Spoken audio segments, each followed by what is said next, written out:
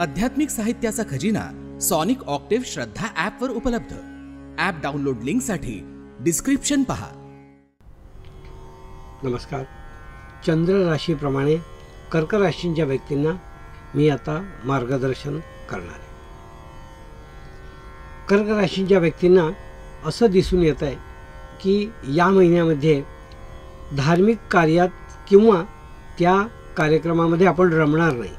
म्हणजे आपलं नित्य जपजाप्य, आपली साधना, आपलं स्तोत्र वाचन, अशा ज्या गोष्टी आहेत त्यामध्ये आपलं काही केल्या मन रमणार नाही। पण काही फरक नाही पडत, जेवढं होईल आणि जसं होईल ते करायचा प्रयत्न करा। म्हणजे होत नाही म्हणून बिलकुल सोडून द्यायचं असं मात्र करू नका। एक 15 मिनिटांऐवजी 5 मिनिटं झालं तरी चालेल, तेवढं समाधान माना, पण ते करा। त्याच्यापासून तुम्ही लांब पळू नका। कारण एकदा जर ती सवय तुटली आणि एकदा अविश्वास मनामध्ये निर्माण झाला की तो तसाच टिकून राहील। म्हणून ती गोष्ट आपण टाळा।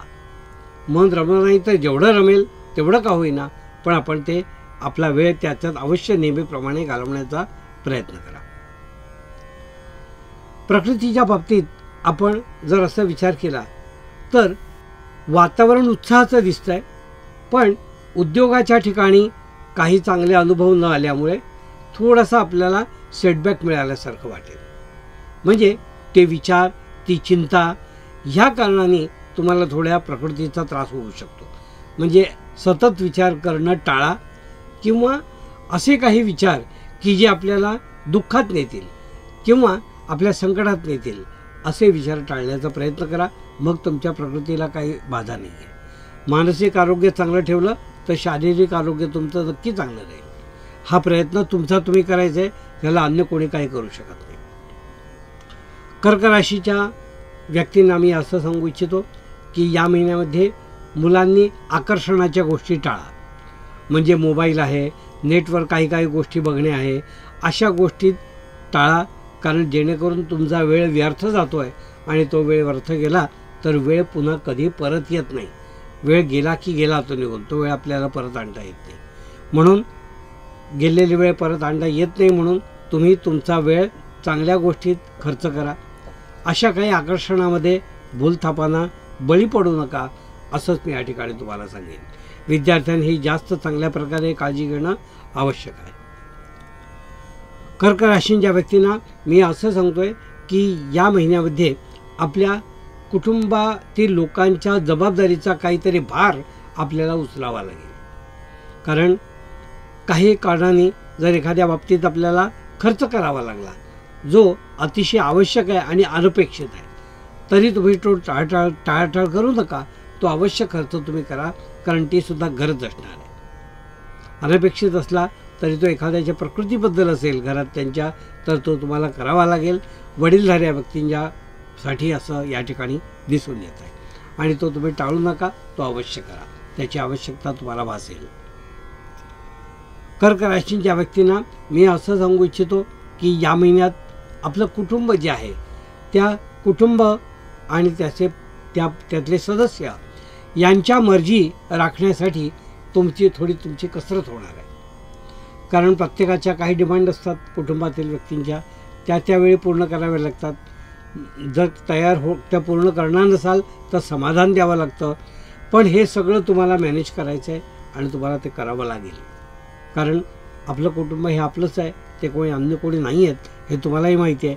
म्हणून त्याच्यासाठी वेळ देण्याचा आणि त्यांचं समाधान करण्याचा आपण निश्चित प्रयत्न करा। उत्पन्न जे आहे ते या महिन्यास तुमचं आवश्यक जे आहे, ठाकठीक आहे, ते सगळं येणार आहे।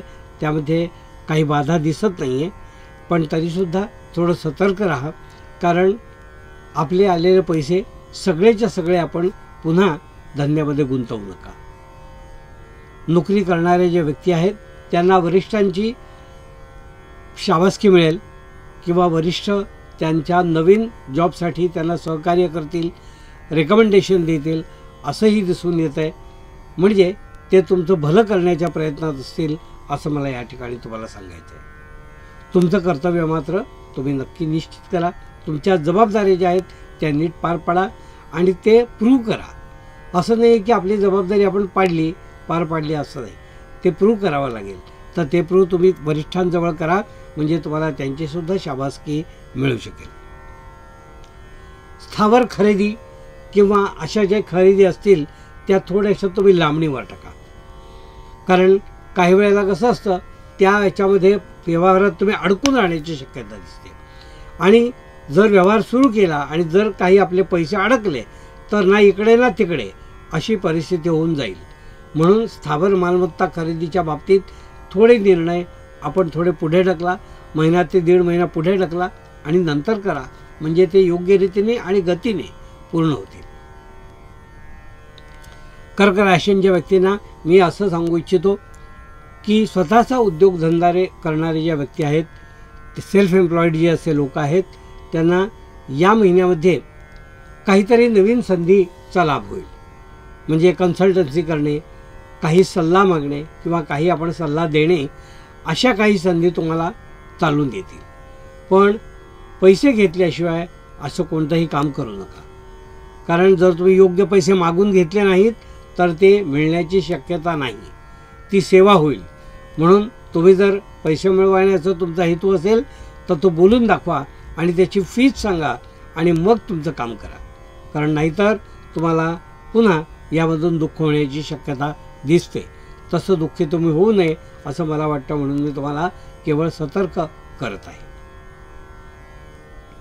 कर्क राशीच्या व्यक्तींना मी असंही सांगू इच्छितो की नोकरदार, आपले नोकरीत जे काम करणारे लोक असतात नोकरदार व्यक्तींच्या, तर ते आपल्या कुटुंबाप्रमाणे असतात, ते भावाप्रमाणे असतात, भावंडांप्रमाणे असतात.